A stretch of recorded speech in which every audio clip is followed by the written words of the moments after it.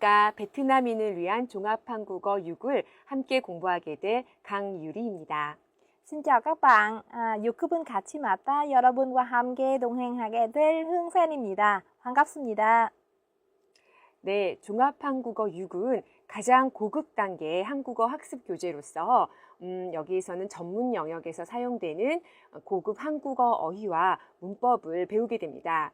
그리고 그와 함께 한국어와 한국 사회에 대해서도 더욱 깊고 자세하게 학습할 수 있도록 구성되어 있습니다.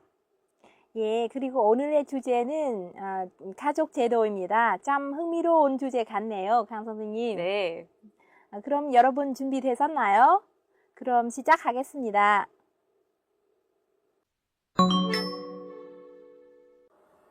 네, 먼저 오늘의 주제와 관련된 어휘를 공부해 보겠습니다. 먼저 가족제도 관련 어휘인데요. 여러분 가족은 잘 아시죠? 가족은 부부를 중심으로 형제, 자매나 친족으로 이루어진 집단을 이야기하는데요. 오늘 가족에서는 대가족과 핵가족이 나와 있어요. 대가족은 앞에 대가 우리 크다 많다는 뜻이잖아요. 그래서 가족의 수가 많은 가족을 이야기합니다. 예를 들면은 할아버지, 할머니, 아들, 며느리, 손자, 손녀 이렇게 같이 사는 가족을 이야기하고요. 반대로 핵가족은 부부와 미혼의 자녀, 즉 결혼하지 않은 자녀들로만 이루어진 가족을 이야기합니다. 자, 다음에는 가족과 비슷한 단어로 가정이라는 말이 있는데요. 가정은 가족들이 함께 사는 그 집을 이야기하기도 하고 함께 생활하는 공동체를 이야기하기도 합니다. 그래서 오늘 가정에 여러 가지 유형들이 나와 있는데 먼저 다문화 가정부터 보실게요. 다문화 가정은 국제결혼 등으로 인종이나 문화가 다른 사람들이 만나서 이룬 가정을 이야기합니다. 요즘에 한국에 다문화 가정이 점점 증가하고 있어요. 그리고 결손 가정이란 말이 있어요. 결손이라는 것은 무엇인가 빠지고 부족하다는 뜻인데 예를 들면 부모가 한 분이 안 계시거나 아니면 양쪽 다 안 계신 가정을 이야기합니다. 여기에 한부모 가정도 나와 있는데 한부모 가정도 결손 가정에 포함되죠. 그리고 조손 가정이란 말이 있네요. 조가 할아버지, 할머니, 조부모라는 뜻이에요.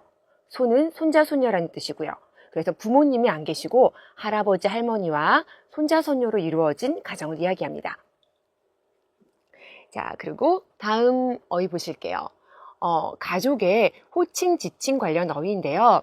한국에서는 호칭, 지칭 관련된 어휘가 굉장히 복잡합니다. 특히 결혼을 하면은 상대편 배우자의 가족을 부르는 말들이 더 복잡해지는데요. 이것은 교재 22쪽에 그 가족 관계도가 있으니까 여기를 그림과 함께 참고해서 보시면은 많은 도움이 되실 거예요. 자, 다음은 가족 유지 및 가족 문제 관련 어휘를 공부하시겠어요? 자, 먼저 출산하다가 있는데요. 여성이 아이를 낳는 것을 출산하다라고 하죠. 그럼 낳은 아이들, 아들, 딸 낳겠죠? 그런 낳은 아이들을 자녀라고 합니다. 그래서 이 자녀들을 낳았으면은 기르고 보살펴줘야 되죠? 그래서 자녀들을 기르고 보살피라는 말을 한자로 자녀 양육이라고 해요. 자, 요즘에 한국에서는 이 자녀 양육이 굉장히 힘들어져서 출산하려고 하는 부부들이, 아이를 출산하려고 하는 부부들이 많이 줄어들고 있어요. 그래서 많이 낳아봐야 한 집에 한 명이나 두 명 정도밖에 낳고 있지 않거든요. 또 출산을 기피하는, 그러니까 피하는 이유 중에 하나가 한국의 부부가 모두 돈을 버는 맞벌이 부부가 증가하고 있기 때문이에요.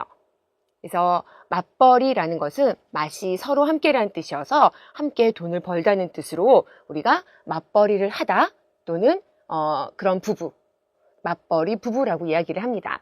그래서 맞벌이 부부가 점점 증가하고 있으니까 보통 한국에서는 전통적으로 집안일은 가사라고 하는데요. 집안일은 여성이 분담이었어요. 그런데 여성이 일도 하고 아이도 키우고 또 회사에서 아이도 키우고 일도 하고 집안일도 하다 보니까 너무 힘들어져서 나눠서 하자. 그래서 나눠서 하다는 것은 분담이라고 합니다. 그래서 요즘에 죄송합니다. 앞으로 가서 가사 분담을 서로 하는 가정들이 많아지게 됐죠. 자, 여기까지 괜찮으세요? 그러면은 단어 연습 그리고 문장 만드는 거 흐엉센 선생님과 함께 해보시기 바랍니다. 강 선생님의 어휘 설명 잘 들으셨나요? 자, 이제 좀 연습해 보겠습니다. Chúng ta sẽ luyện tập và chúng ta sẽ thực hành một số cái mẫu câu để phân biệt những cái từ ngữ quan trọng trong cái bài học hôm nay các bạn nhé. Các bạn đã học những từ ngữ liên quan đến gia đình và các chế độ gia đình phải không các bạn? Như vậy thì gia đình mà có nhiều thế hệ và có bố mẹ, con cái, ông bà cùng sống với nhau thì chúng ta gọi là gì các bạn? Các bạn tìm ra từ ngữ phù hợp nhé. Là gì ạ? 대가족 đúng không ạ? Đúng rồi, nè, 대가족이라고 합니다. Và cái khái niệm đối nghĩa lại thì chúng ta có gì các bạn? Đối nghĩa lại với một gia đình chỉ có cha mẹ và các con độc thân sống với cha mẹ. Vậy thì gia đình đó chúng ta gọi là gia đình gì hả các bạn? 핵가족. Nè, 핵가족이라고 합니다. Nếu vậy thì một khái niệm mới nữa, chúng ta có một khái niệm mới mà đó là một nét tiêu biểu trong xã hội Hàn Quốc hiện nay. Nói về một loại hình gia đình mà có bố hoặc mẹ là người nước ngoài. Thì gia đình đó gọi là gì hả các bạn? Từ ngữ này dễ quá phải không các bạn? Vâng, chúng ta có đó là từ 다문화 가정. Ở đây thì chúng ta sẽ thấy một điều rất là thân thuộc với các bạn, đó là các từ gốc Hán. Các bạn sẽ dễ dàng nhận ra các từ gốc Hán và chúng ta cũng dễ dàng học thuộc những từ này. Tuy nhiên, có những cái từ mà nghĩa, chúng ta có những từ đồng âm khác nghĩa, hoặc chúng ta có những cái từ mà trong tiếng Hán thì tiếng Hàn hay tiếng Hán thì phát âm khác, nhưng mà trong tiếng Việt thì chúng ta chỉ dịch bằng một từ được thôi. Ví dụ như chúng ta có 가정 các bạn nhé, và 가족. Các bạn nhìn thấy ở đây từ Hán nó giống nhau chữ kha, nhưng mà trong tiếng Việt thì chúng ta chỉ dịch ra là gia đình các bạn nhé. Như vậy thì khi nào chúng ta dùng 가정 và khi nào chúng ta dùng 가족 thì các bạn phải chú ý để chúng ta dùng cho đúng những cái chữ này. Và một trường hợp nữa trong bài này chúng ta có 가구. Các bạn lại gặp lại từ kha đúng không các bạn? Từ gia. 가구 ở đây trong bài chúng ta được dùng với nghĩa là 집안 식구, là những người trong cùng một gia đình. Tuy nhiên 가구 còn có một nghĩa khác nữa. Các bạn xem đây là 집안 살림에 쓰는 가구. Như vậy thì chúng ta sẽ thấy 가구 là một từ đồng âm mà khác nghĩa. Vậy thì đó là những điều mà các bạn cần chú ý khi học từ vựng. Đặc biệt khi chúng ta ở trình độ cao cấp có rất nhiều từ Hán. Vậy thì những từ Hán này khác nhau như thế nào và được dùng như thế nào là điều mà các bạn cần phải đặc biệt chú ý để cho chúng ta có thể dùng được đúng. Được không các bạn?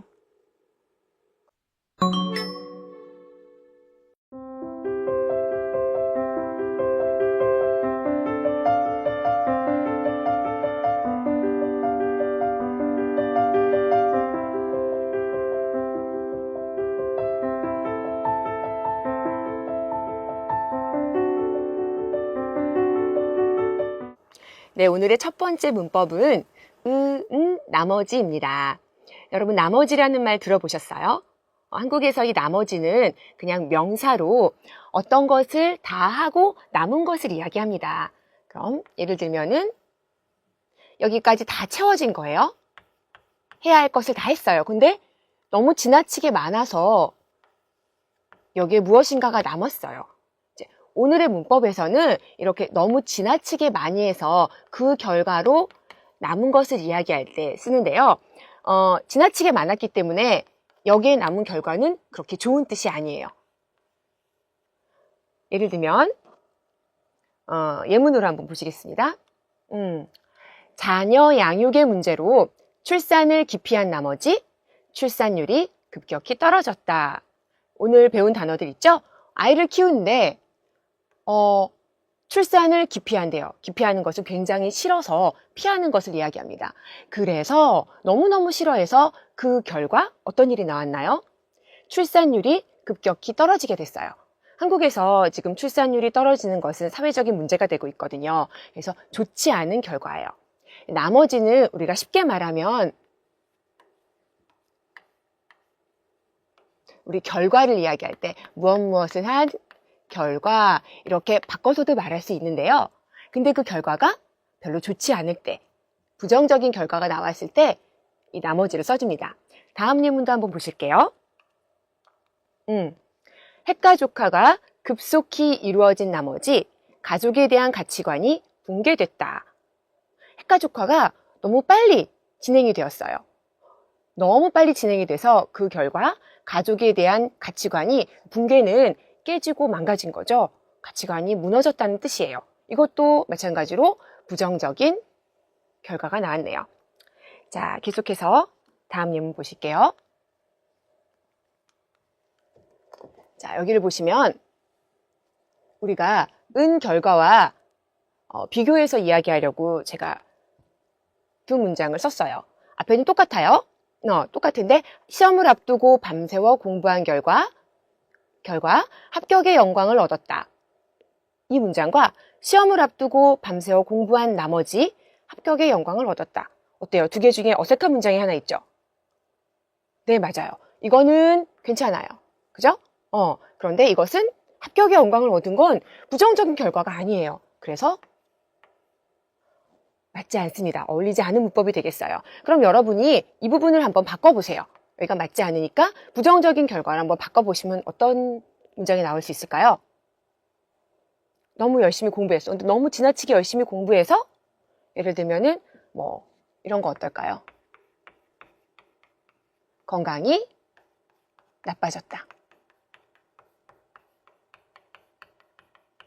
네, 이런 문장이 나오면 되겠죠? 자, 여기까지 흐엉 선생님하고 다시 한번 보시고 연습해 보시기 바랍니다.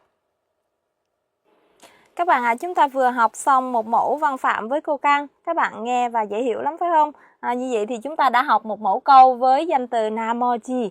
Namochi vốn là một danh từ và được dùng với nghĩa là phần còn lại. Nhưng ở đây trong bài này thì chúng ta được dùng namochi như là một cấu trúc với một động từ hay là một tính từ ở phía trước đó và kết hợp với un namochi hoặc là ni un namochi. Vậy thì chúng ta sẽ có cái mẫu câu này trong cái nghĩa tiếng Việt. Trước nhất là chúng ta sẽ có cái nghĩa là một cái điều gì đó quá đến nỗi mà dẫn đến một cái kết quả tiêu cực các bạn ạ. Cái gì đó quá đến nỗi mà và cái kết quả đi sau sẽ là một kết quả tiêu cực các bạn nhé. Vậy thì chúng ta sẽ thử thực tập cái mẫu câu này, chúng ta làm một số câu thêm như thế nào. Và cấu trúc này thì chúng ta sẽ có cái cấu trúc mà chúng ta đã học đó các bạn ha. Chúng ta có có nghĩa là chúng ta có hoặc không có un hoặc là ni un 결과. Được không các bạn? Un hoặc là ni un 결과. Vậy thì cấu trúc này nó khác với cấu trúc chúng ta vừa học như thế nào? Các bạn sẽ thấy đây là cấu trúc mà nó dẫn đến một kết quả tiêu cực. Vậy thì đây là cấu trúc mà nó dẫn đến kết quả là tích cực. Nếu mà chúng ta dùng cái ký hiệu để nói cái này là minus thì cái này là plus phải không các bạn? Vậy thì với cái kết quả tiêu cực thì các bạn thử tích cực hay tiêu cực thì chúng ta sẽ xem coi nó sẽ dùng phù hợp với cấu trúc nào. Vậy thì các bạn thử nối hai câu này lại xem sao. Chúng ta có 사전에 열심히 준비했다. Chúng ta đã chuẩn bị trước rất là kỹ. và 경기 당일에 모든 문제를 잘 풀어 상대방은 쉽게 이겼다. Thì đến cái ngày thi thì chúng ta giải được hết các câu hỏi và dễ dàng thắng được đối phương. Vậy thì các bạn sẽ nối cái hai câu này lại. Chúng ta sẽ nối hai câu này lại. Ở cái động từ này thì các bạn sẽ nối bằng cái cấu trúc nào?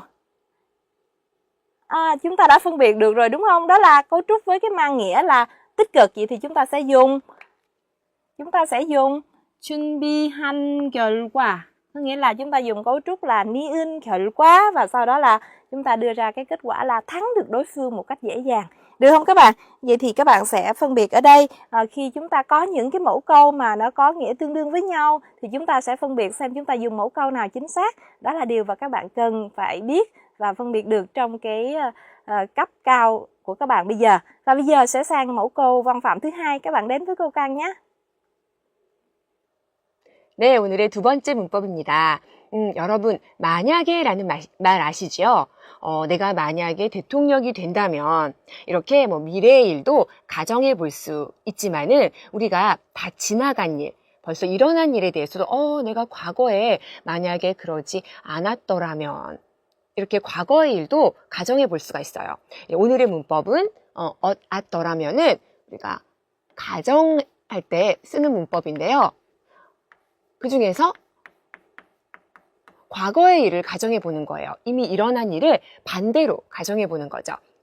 자, 그러면은 예문 한번 보실게요. 부모님께서 계속 살아 계셨더라면. 자, 우리가 과거 at을 쓰고요. 그 다음에 그때 생각하는 더, 회상의 더를 썼죠. 그리고 뒤에 가정에 라면이 왔어요. 이 사람은 지금 부모님이 살아 계시나요? 아니에요. 지금은 돌아가셨어요. 지금 돌아가신 것과 반대로 살아 계셨더라면 하고 반대로 가정하는 거죠. 그래서 현재와 반대로 가정해 보는 거예요. 그러면 뒤에 부모님께서 계속 살아 계셨더라면 내가 과거에 뭐뭐 했을 텐데 이런 말이 옵니다. 뭐 보면 자주 찾아뵙고 효도했을 겁니다. 이런 말이 오네요. 그래서 우리 5급에서도 이 문법 한번 나왔었어요. 여러분 기억나세요? 이 뒤에 나오는 말들 그때 선생님이 정리를 다 해주셨는데요. 예를 들면 아뒀더라면 뒤에는 과거에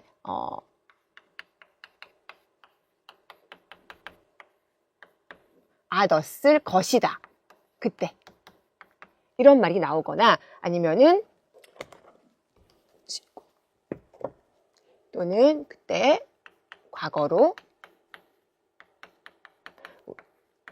아뒀을 텐데 이런 말이 나오거나 아니면 이런 거는 이제 과거에 어땠을 것이다 라는 것인데요.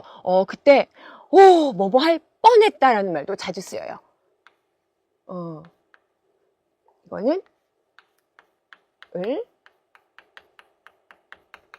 이거 과거기 때문에 뒤쪽에 여기에 과거를 써줘서 을 뻔했다. 이런 말들이 뒤에 자주 올 수가 있어요. 다음 문장 한번 볼게요. 내가 어제 밤에 커피를 안 마셨더라면, 사실 마셨죠. 근데 안 마셨더라면 해서 밤에 잠을 잘 잤을 텐데 여기에는 조금 후회와 아쉬움이 있어요. 그런데 후회와 아쉬움만 이야기할 수 있는 게 아니라 내가 어젯밤에 커피를 안 마셨더라면 이 숙제를 다 끝내지 못했을 거야. 이거는 다행이었다 하는 의미로도 사용할 수가 있습니다. 네, 괜찮으시면 흐엉 선생님하고 계속해서 연습해 보시기 바랍니다. Cấu trúc thứ hai quan trọng của bài này mà chúng ta đã học thì như các bạn vừa nghe cô Căng giải thích đó là cấu trúc với ot hoặc là at더라면. Các bạn ha, ot hoặc là at더라면. Đây là một cấu trúc mà thể hiện một điều gì đó giả định mà không thật ở hiện tại. Nghĩa là thể hiện một sự hối hận, một sự nuối tiếc gì đó về một điều mà không hề có thật ở hiện tại. Vậy thì chúng ta sẽ cùng làm một số câu để chúng ta áp dụng và chúng ta vận dụng cái cấu trúc này các bạn nha. Các bạn thử có một câu tiếng Việt như thế này. Đây là những câu rất dễ thì các bạn sẽ áp dụng xem chúng ta nối hai câu này, chúng ta dịch cái câu này ra tiếng Hàn như thế nào. Giá như lúc cha mẹ còn sống mình biết nghe lời thì bây giờ đâu phải hối hận như vậy. Vậy thì tình huống là giá như mà, có nghĩa là điều đã không còn, phải không các bạn? Ba mẹ đã không còn, như vậy thì chúng ta đã hối hận.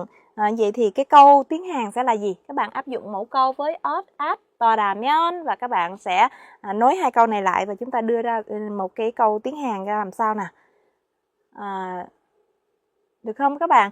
Bây giờ chúng ta sẽ xem coi câu hoàn chỉnh là gì. bạn nha, 부모님이 살아 계셨을 때 그 말씀은 잘 들었다면 이제 이렇게 후회하지 않았을 텐데. Như nãy thì chúng ta đã nghe cô Khang khẳng định rằng là với các cái mẫu câu này thì chúng ta có các cái ot hoặc as을 텐데 hoặc là 했을 거예요. Đó là những cái mẫu câu mà chúng ta sẽ dùng để nó phù hợp với cái ot, at더라면. 알았습니다. 이제 하나 더 해볼까요? Chúng ta sẽ thêm một câu nữa các bạn nha. Câu này cũng rất là dễ phải không các bạn? Phải chi mình ôn bài kỹ hơn thì đã làm bài thi được hết rồi. Các bạn không ôn bài kỹ cho nên các bạn không làm bài được tốt, cho nên là thể hiện sự hối tiếc phải không các bạn? Các bạn thử làm câu đó xem. Rồi, chúng ta xem câu đúng như thế nào các bạn ha. 복습은 잘했더라면 시험 문제를 다 풀었을 거예요. Được không các bạn? Các bạn nếu như đã chuẩn bị bài tốt thì chúng ta đã có thể làm được bài hết rồi.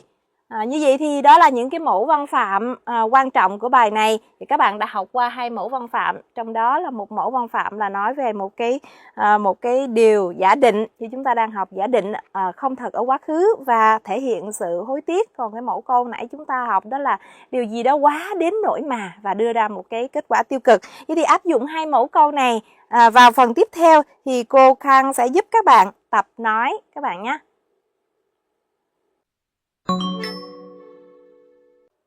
네, 말하기 연습 시간입니다. 오늘은 한국의 가족제도 변화에 대해서 또한 씨와 유진 씨가 이야기하고 있는데요. 먼저 우리 주어진 정보 활용 문장 보실게요.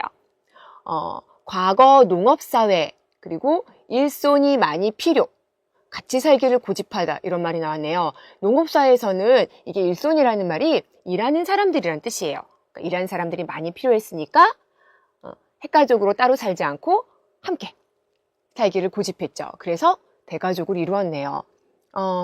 산업사회로 바뀌다라는 게 있어요. 대가족을 유지하다.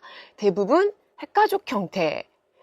산업사회로 바뀌고 대가족을 유지하다는 좀 어울리지 않죠? 이 부분에서 우리가 오늘 배웠던 문법 덜하면이 여기로 들어가면 좋겠어요. 그래서 대부분 핵가족 형태인데 또 화제가 바뀌고요. 요즘 출산율 저하, 그러니까 아이를 점점 낳지 않고 있죠. 그래서 자녀를 낳지 않는 부부가 급증했어요. 갑자기 늘었어요. 그래서 걱정스럽다 이런 말도 하고 있습니다. 나머지는 어디에 들어가면 될까요? 위쪽에서, 이쪽에서 여기에 들어가면 될 것 같아요. 이렇게 해서 그 결과 대가족을 이루었다 해서 이 문법은 이쪽에 들어가서 활용하시면 되겠습니다. 여러분 그러면은 두 사람이 대화하는 거 한번 들어보시고 그 다음에 계속해서 이야기해 볼게요. 한국의 가족 제도는 과거에 비해 많이 달라졌죠?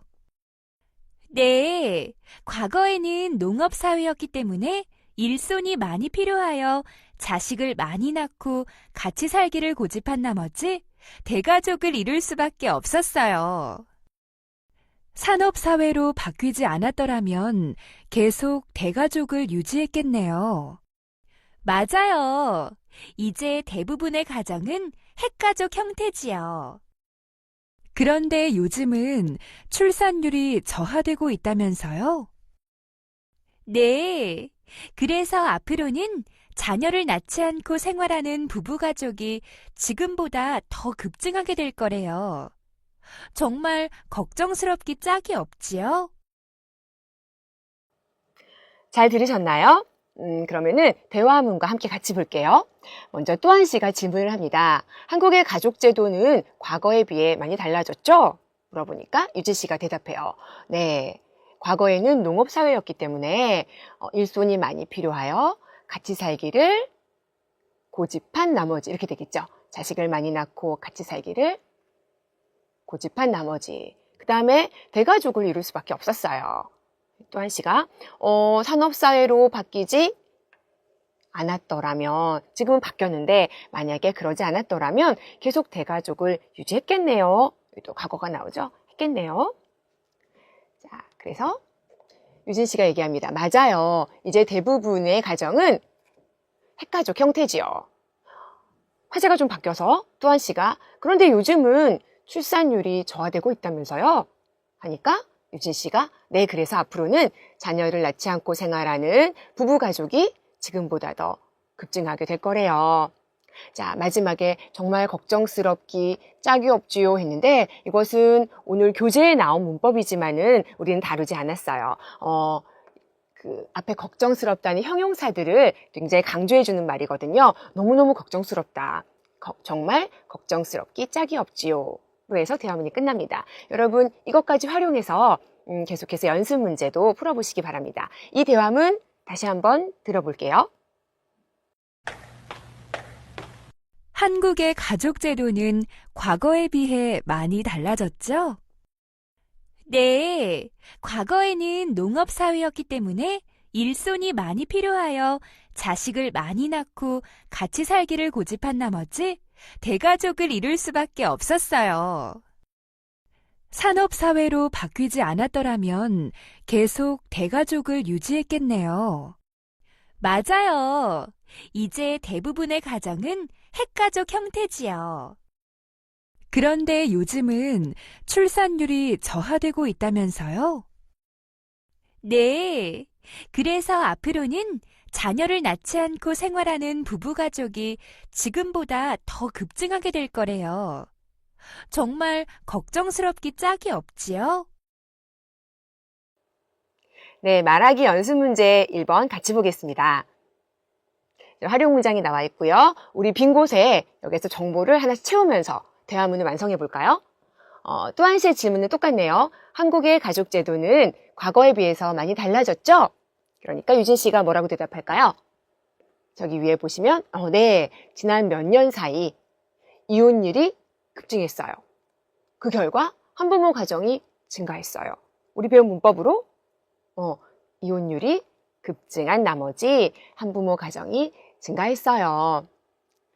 자, 다음 이혼율이 증가하다, 결손가정이 증가하지 않다. 이 부분은 어떠라면으로 바꿔줘서 이혼율이 증가하지 않았더라면 결손가정이 증가하지 않았을 거예요. 이렇게 되겠죠? 계속해서 유진 씨가 맞아요. 하지만 이제 이런 가족제도의 변화는 이쪽 보시면 어때요? 사회 문제로 대두되고 있어요. 자, 또한 씨가 그 다음에 조손가정 증가를 물어보네요. 그런데 요즘은 할아버지 할머니하고 아이들 같이 사는 조손가정도 증가하고 있다면서요? 네, 그래서 부모의 빈자리를 느끼는 아동이 증가하고 있대요. 기짝이 없죠? 정말 안타깝기 짝이 없지요. 자, 그러면은 이 부분 여러분이 앞쪽으로 가서 자, 또한 씨를 해주시면 제가 유진 씨를 하면서 연습해 볼까요? 자, 여러분부터 시작해 보세요. 네, 지난 몇 년 사이 이혼율이 급증한 나머지 한부모 가정이 증가했어요.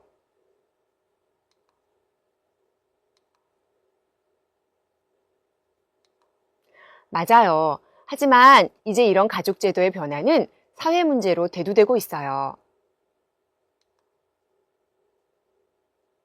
네, 그래서 부모의 빈자리를 느끼는 아동이 증가하고 있대요. 정말 안타깝기 짝이 없지요.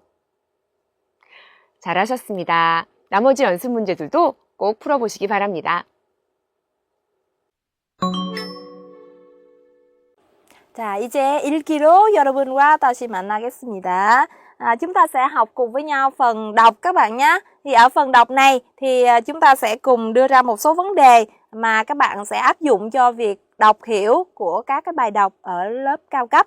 Vậy thì ở phần này thì thường các bài đọc rất là dài hoặc là có những câu rất là phức tạp. Vậy thì để đọc được tốt thì các bạn cần phải có những cái kỹ năng như thế nào? Trước nhất khi đọc thì các bạn cần có một cái kỹ năng các bạn chúng ta gọi là 읽기 전략. Đó là một cái chiến lược các bạn hả? Các bạn có một cái chiến lược được không các bạn? Đây là một chiến lược khi mà đọc. Vậy thì ở cái chiến lược này thì các bạn cần luyện tập cho mình hai cái kỹ năng quan trọng. Đó là các kỹ năng gọi là skimming. Được không các bạn? Skimming có nghĩa là chúng ta có một cái kỹ năng để chúng ta đọc lướt. Và một kỹ năng nữa là các bạn có cái kỹ năng gọi là scanning. Scanning. Vậy thì với các kỹ năng chúng ta có một chiến lược đọc và luyện tập cho mình kỹ năng là đọc lướt và tìm ra các cái từ với cái nghĩa chính các bạn nha. Vậy thì ở trong đoạn này chúng ta sẽ áp dụng vào đọc như thế nào? Các bạn xem ở cái nội dung này thì chúng ta có trước nhất các bạn xem cấu trúc của cái nội dung chúng ta sẽ đọc. Chúng ta sẽ có 주제문, chúng ta có 조사 내용 소개 và chúng ta có 전문가의 분석 và cuối cùng là 현상에 대한 원인 분석. Vậy thì cái nội dung này nó sẽ cấu trúc như thế thì các bạn xem. Ở câu đầu tiên thì các bạn xem đây là cái câu gì các bạn ha? Các bạn xem coi nó quan trọng như thế nào trong nội dung bài này. Vậy thì đây chúng ta có 성인이 되면 부모 곁은 떠나 독립해 나가던 가족 중 중심의 미국 사회에 여러 세대가 한 집에 같이 사는 대가족 가구의 사례가 늘고 있다. Vậy thì chúng ta tìm ra trong cái đoạn này chúng ta sẽ có một cái câu 주제문 thì đây chính là cái câu chủ đề của cái bài này các bạn. Đó. Vậy thì ở cái câu chủ đề này các bạn xem này, đó là câu chủ đề để nêu ra cái vấn đề của đoạn văn này. Và sau đó thì chúng ta sẽ sang cái câu thứ hai. Chúng ta có cái nội dung tiếp theo. Thì trở lại với cái nội dung này thì các bạn thấy như thế nào ạ? Ở đây là câu chủ đề. Với câu trên thì các bạn xem coi ở câu chủ đề này.